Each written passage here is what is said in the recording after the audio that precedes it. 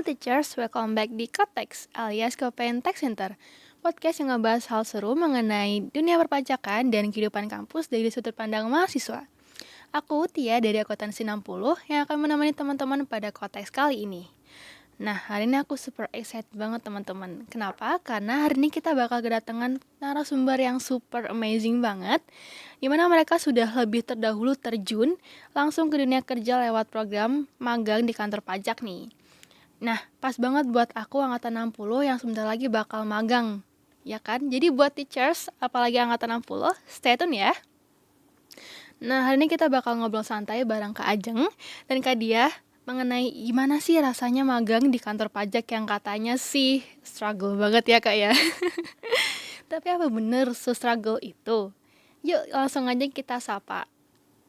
Halo Kak Ajeng dan Kak Diah. Halo Halo. Tia. Gimana nih kabarnya? Alhamdulillah baik. Oke, alhamdulillah. Oke, sebelumnya kita bakal perkenalan dulu ya. Mungkin dari Kak Ajeng, aku mau kenalan dulu nih. Bisa sebutin nama, program studi, angkatan, lokasi magang, dan sudah berapa lama kakak magang? Oke, halo Tia. Halo Halo. juga buat teman-teman semua. Kenalin aku Ajeng, aku dari program studi akuntansi angkatan 58. Dan untuk tempat magang sendiri aku magang di kantor konsultan pajak Tax Flash yang ada di Bintaro. Dan untuk lama magangnya tuh aku udah 8 bulan lamanya di sana. Oh, wow. Salam kenal Salam kenal Kak semuanya. Ajeng. Oke, mungkin boleh Kak Dia sebutin nama, program studi, angkatan, lokasi magang, dan sudah berapa lama kakak magang? Halo Tia, halo semuanya. Perkenalkan nama aku Dia dari program studi akuntansi angkatan 59. Sekarang sedang magang di kantor konsultan pajak di Bogor. Sudah berjalan 6 bulan. Oh wow, keren banget gak sih teman-teman? Jadi penasaran aku mau ngobrol apa sih gak sih sama mereka. Oke, aku pribadi sih Kak kalau misal dengar nama magang itu aku langsung kayak deg gitu loh. Karena takut banget gitu. So without further ado kita langsung aja yuk ngobrol ke inti pembahasan kita. Nah sebelum kita jump ini ke pengalaman magang kakak, aku pengen nanya nih, gimana sih Kak, kan selama kuliah itu kan kita banyak banget belajar mengenai materi pajak ya.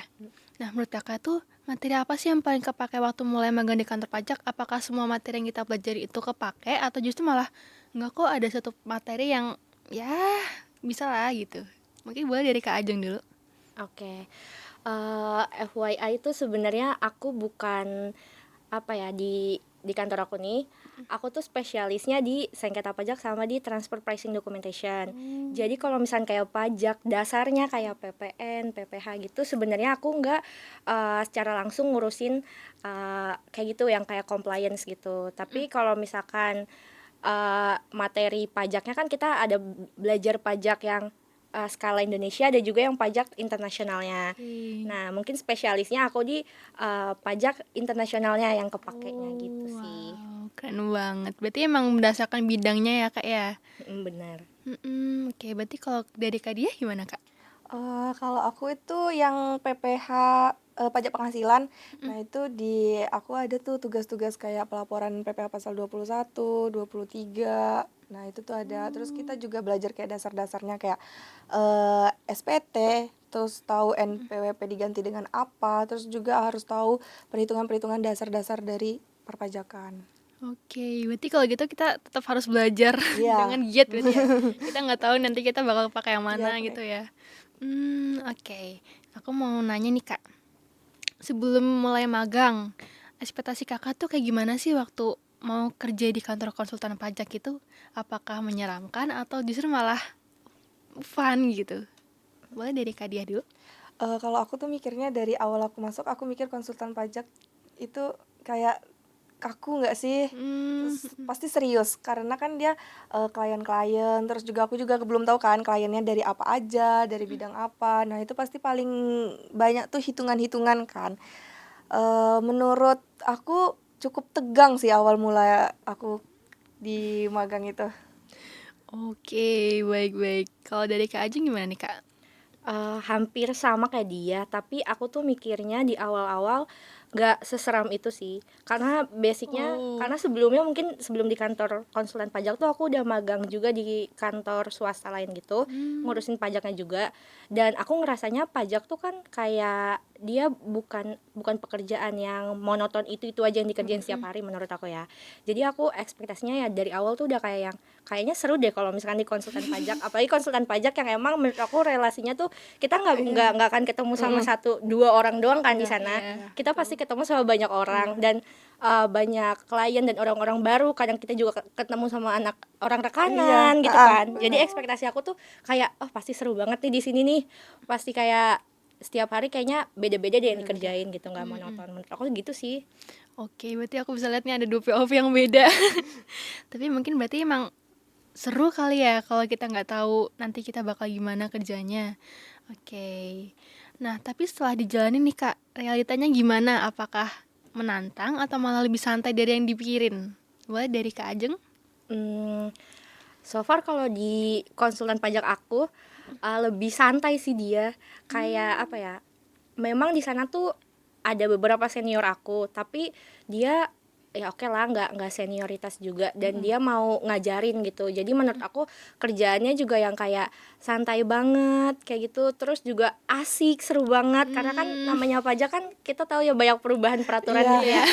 Jadi kayak setiap ada peraturan baru, oke kita belajar baru nih, kayak belajar bareng. Kadang aku juga kayak belajar sama teman aku yang dari konsultan lain gitu, kita tukar pikiran. Jadi menurut aku ekspektasi versus realitanya lebih seru di realitanya sih kalau aku. Wow. Berarti lingkungan kerja yang ada di Kak Ajeng tuh fun ya Kak ya? Kalau bisa dilihat. Sehat banget juga sih, sama-sama mau belajar gitu. Oh, wow. Berarti kalau dari Kak Dia apakah sama?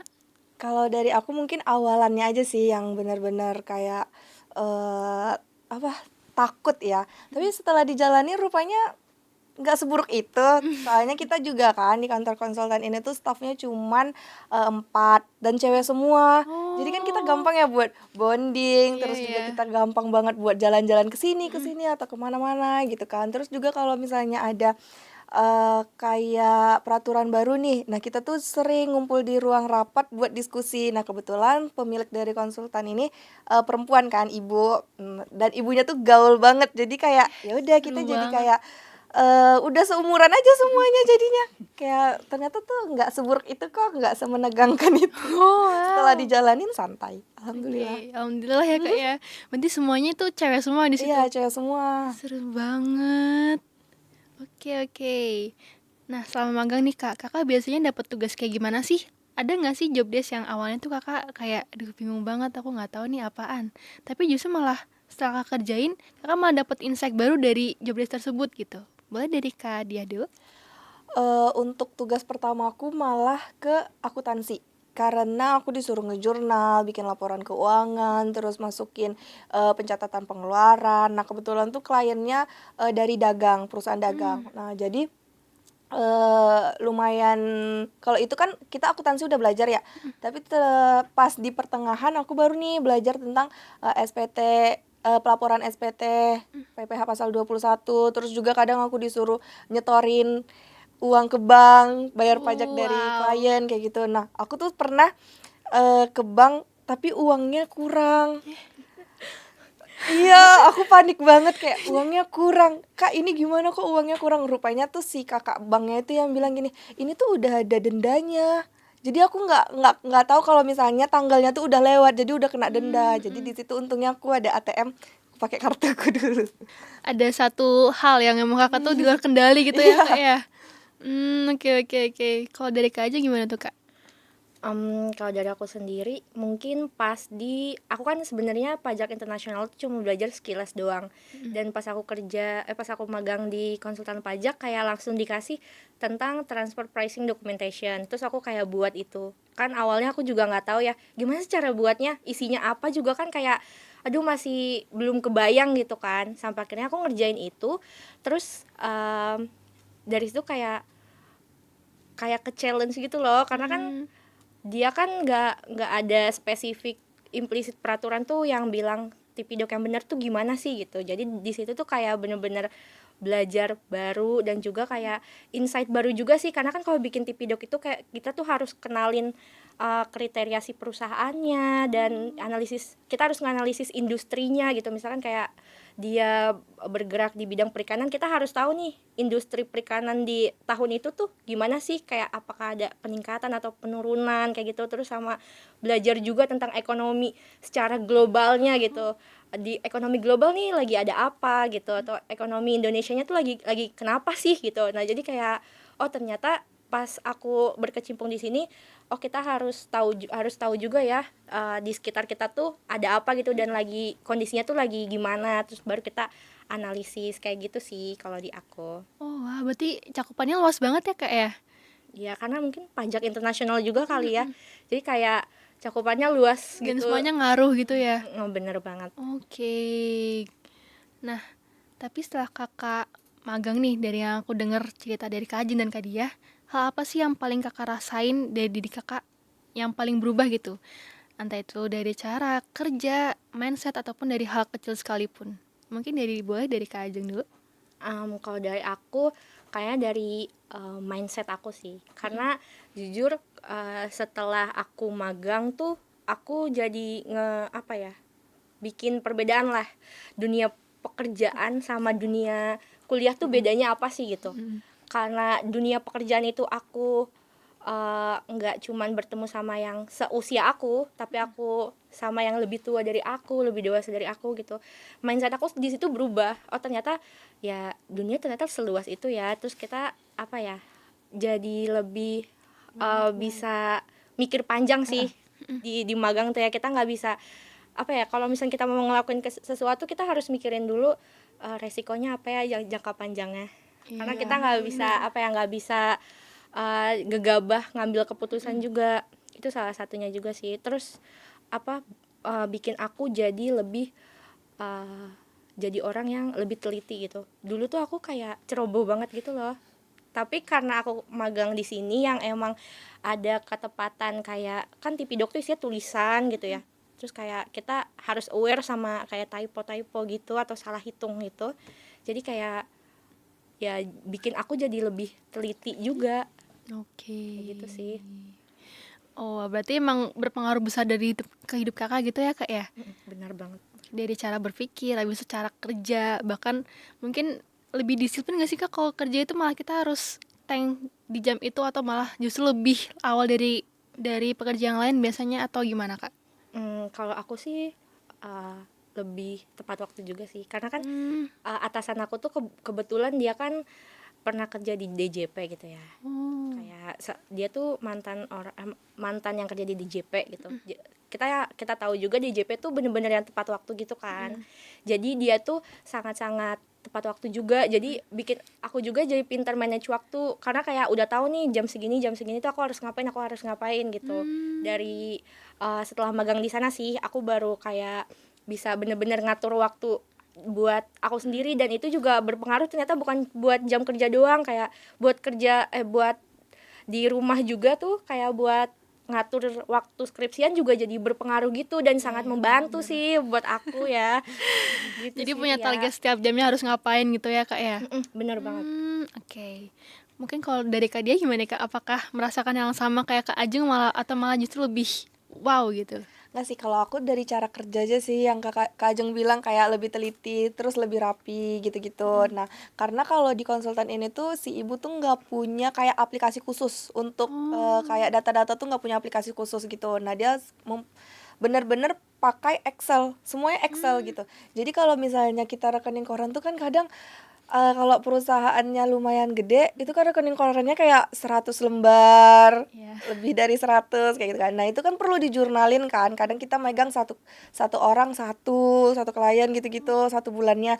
Nah, itu kalau ngejurnalin 100 lembar kan takut nggak balance ya. Nah, itu harus dicek satu-satu, dilihat satu-satu. Nah, itu tuh yang bikin kayak aduh, aku harus lebih teliti. Kalau nggak balance tuh bulan berikutnya hancur semuanya. Jadi itu sih aku. Berarti satu klien 100 lembar kadang. Oh wow. Banyak Itu banget. biasanya berapa lama Kak Satu ngerjainnya? klien juga kadang cabang.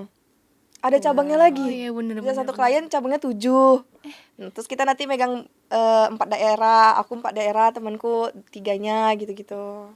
Oh wow. Banyak banget. Banyak banget. Dan dia super duper kaya sih kayaknya. Rekening banyak banget rekening koran lembaran dia. Crazy rich, banyak ATM, banyak duit gitu ya Kak. Banyak duit ya. Oke, aku mau nanya nih Kak. Pernah gak sih Kakak itu ngerasain insecure atau malah takut salah selama magang gitu? Apalagi kan dunia kerja sama dunia kuliah tuh beda banget ya Kak. Itu gimana Kak? Mungkin dari Kak Ajeng boleh?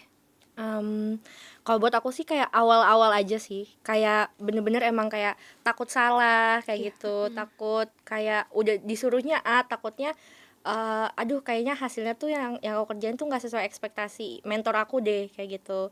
Jadi tuh lebih ke awal-awal aja sih, karena kan kalau awal-awal kan kayak kita juga belum tahu cara kerja di kantor itu kan, jadi kayak ya udah kalau di awal-awal aku masih kayak gitu, tapi lama-lama aku bisa menyesuaikan dan mau belajar gitu loh.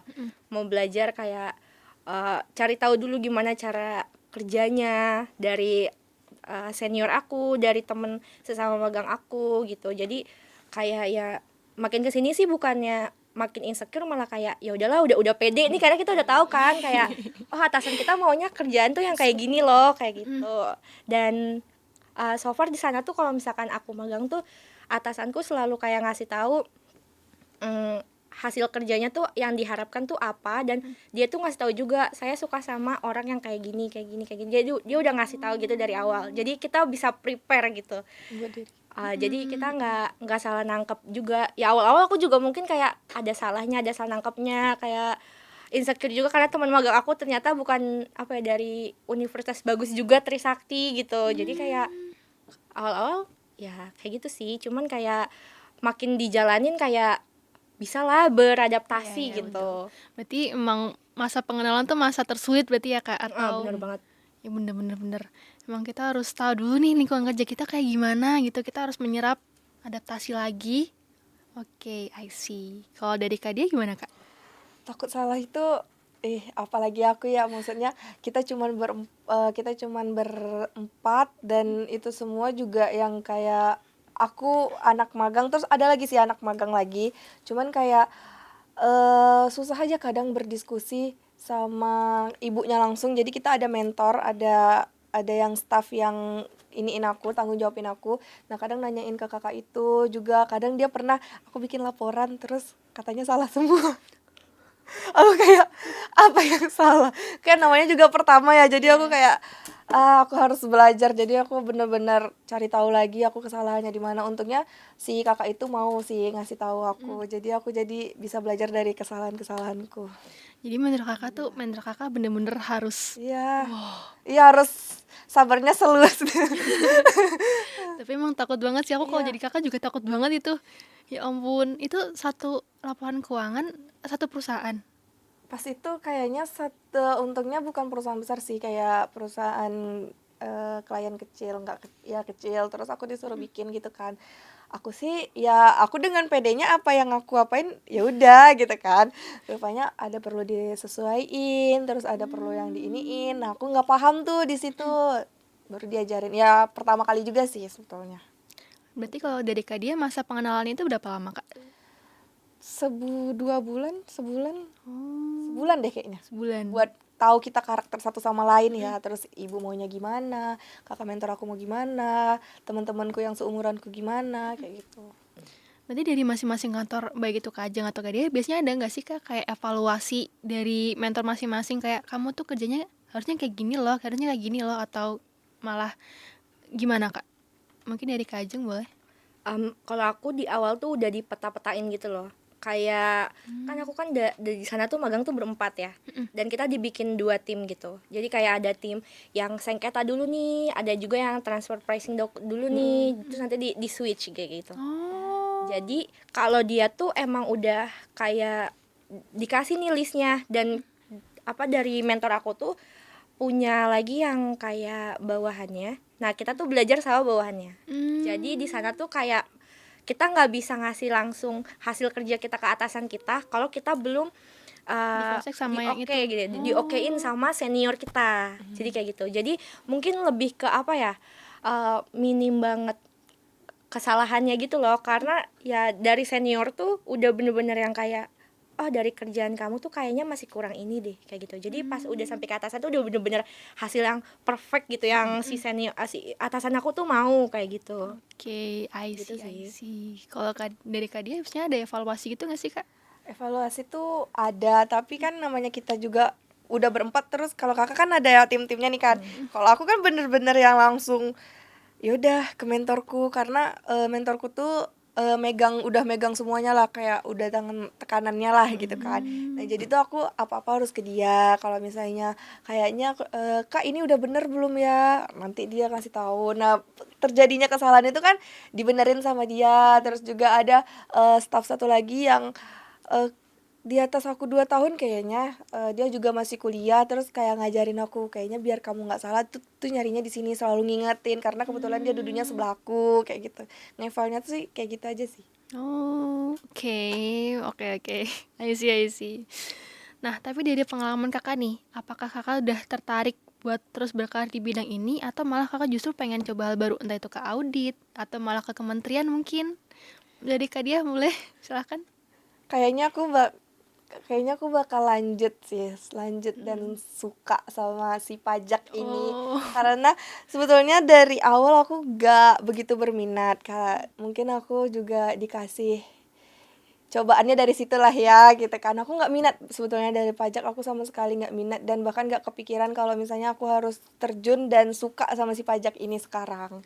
oh, makan omongan sendiri berarti ya. Iya.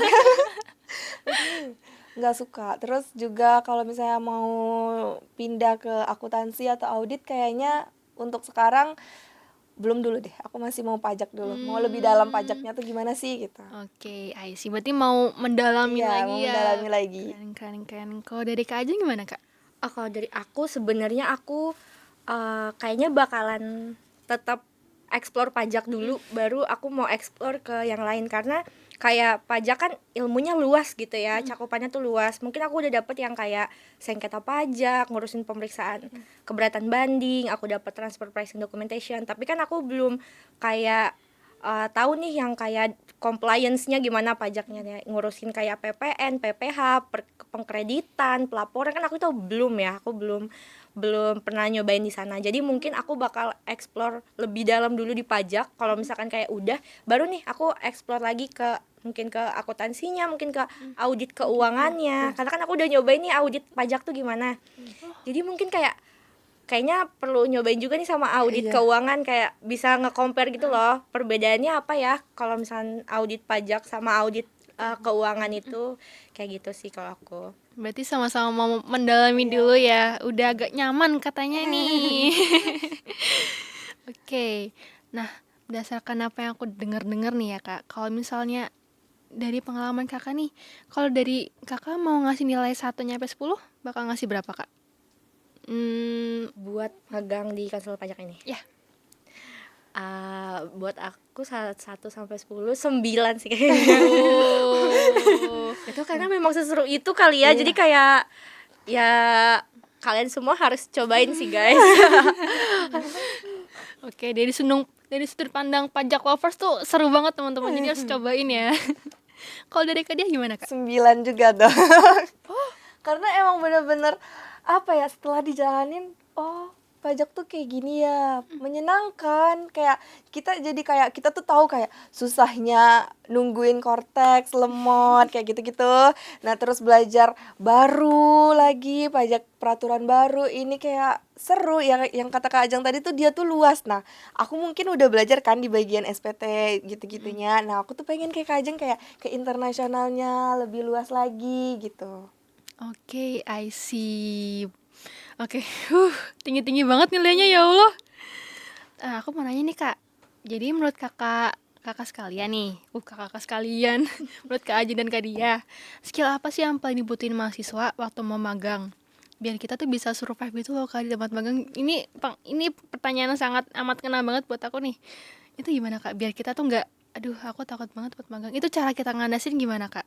Ada nggak sih tips and trick buat kita ngatasin hal itu? Boleh silakan dari Kak Ajeng. Oke, kalau dari aku mungkin gak jauh-jauh ya dari skill adaptasi kalian. Itu benar-benar harus di apa ya? Kalian nggak boleh malu untuk bertanya gitu kalau misalkan kalian udah di tempat magang. Karena kayak kalian tuh apa ya, kalau misalkan udah dikasih kesempatan buat magang, kalian harus bener-bener belajar di sana dan kayak ambil ilmunya yang banyak nih. Karena itu kan kayak sarana kalian untuk kayak belajar untuk persiapan dunia kerja ya kayak gitu. Nah terus jadi habis itu kalau misalkan kayak kalian dari awal tuh udah nggak malu bertanya, udah bisa adaptasi, itu menurut aku udah kayak bakalan oke banget sih buat kedepannya gitu. Terus kalau misalkan di pajak sendiri ya mungkin dua itu sih ya, kalau misalkan yang paling penting nih buat di awal, buat kayak bekal kalian gitu sih. Oke, makasih banyak loh Kak, itu tips yang sangat amat berguna buat aku, ngena banget Kak, sumpah aku takut banget sama aku ya Allah. Kalau dari Kak dia gimana Kak? Selain adaptasi mungkin inisiatif dan komunikasi. Karena kalau misalnya kita inisiatif kan kita tuh jadinya bertanya terus kan, yang Kak Ajeng bilang kayak serap ilmunya sebanyak mungkin. Nah kalau misalnya udah dikasih nih kesempatan untuk magang di situ, ya udah tanya aja apa yang kalian nggak tahu. Kayak misalnya di kampus kayaknya pengisian SPT itu bener kayak gini nggak sih? Nah, tanya aja kayak, Kak kalau SPT itu beneran gini nggak ya? Atau misalnya PPH ini bener kayak gini nggak ya? Gitu-gitu. Kayak menurut aku tuh sebanyak-banyaknya ilmu lah. Kalau misalnya kalian keluar, kalian jadi udah tahu nih, oh aku udah belajar nih ini nih di magang sebelumnya, oh aku udah ngerjain ini nih di magang sebelumnya, kayak gitu. Kalau komunikasi buat kedekatan kita sama antar anggota aja, jadi kan kita jadi dapat nih asiknya gimana. Jadi kalau ke kantor kita udah nggak perlu tegang lagi, udah yang kayak happy aja ke kantor, menyenangkan kantornya jadinya. Bener-bener. Gitu sih. Berarti emang harus punya pendekatan yang lebih ya Iya. Kak ya. Oke, take note buat introvert teman-teman. Oke, nah mungkin pertanyaan kita udah selesai sampai situ aja teman-teman. Tapi kita belum selesai. Kita masih ada games nih Kak. Jadi kalau Kakak lihat sini ada kotak. Nah nanti teman-teman, nanti Kakak bakal ngambil satu pertanyaan dari kotak tersebut, terus aku bacain. Terus Kak Ajeng atau Kak Dia tuh bakal ngejawab satu pertanyaan. Jadi satu pertanyaan satu orang yang bakal ngejawab. Siapa dulu yang mau? Ini, Kak. Siapa dulu nih? Ya, mungkin dia dulu kali ya. Oke, silakan. Aku mau ambil apa ya? Ambil semuanya kali ya. Nah, selamat Kak, ya Allah. Aduh takut deh. Aku bacain ya. Kenalan duluan atau nunggu diajak ngobrol? Widih. 1, 2, 3. Kenalan duluan. Kenalan duluan gak sih? Kenapa tuh? Karena kalau misalnya nunggu diajak ngobrol, kalau misalnya dia yang misalnya gini, dia tuh pengennya diajak ngobrol, aku pengennya diajak ngobrol, rupanya dia juga pengennya diajak ngobrol, jadi siapa yang duluan? Gak ada kan? Jadi kayaknya lebih baik kayak kakak siapa namanya gitu, dari mana, kayaknya lebih untuk pembuka omongan biar bisa kita jadi satu sama lain tahu kan. Berarti kakak kalau ke kelas juga gitu ya, ngajak ngobrol dulu itu gitu. beda ya. jangan dong biar dia lah. Tetap aja biar dia yang usaha dulu gitu ya. Ih, apaan gitu. Oke, mungkin dari Kak Ajeng boleh ambil satu. Oke, gimana nih? Aku terhalang mic nih. Aduh, sorry. Oke, aku bacain ya. Tuh, apa nih? Wow. Suasana kerja formal atau suasana kerja akrab? 1, 2, 3. Tadi apa Suasana kerja formal atau suasana kerja akrab? Akrab sih udah pasti. Karena kalau formal kayaknya terlalu tegang gitu ya. Jadi kayak kita fokus sama rasa takutnya ya. Kayak nggak fokus sama kerjaannya. Kalau misalkan akrab kan kayak ya udah kita mau nanya juga nggak sungkan ya, karena kayak mungkin seniornya udah terbuka juga. Jadi kayak ya akrab lebih bikin seru lah kerjaannya dan lebih nyaman ya Kak ya. Bener banget, karena kan buat jangka waktu kerja yang lama juga kita harus bikin suasana kantor juga jadi lebih asik gitu ya. Gitu sih Tia. Berarti udah bestie banget kayaknya ya kalau lihat-lihat ya. Ya Allah. Udah bestie banget lah pokoknya.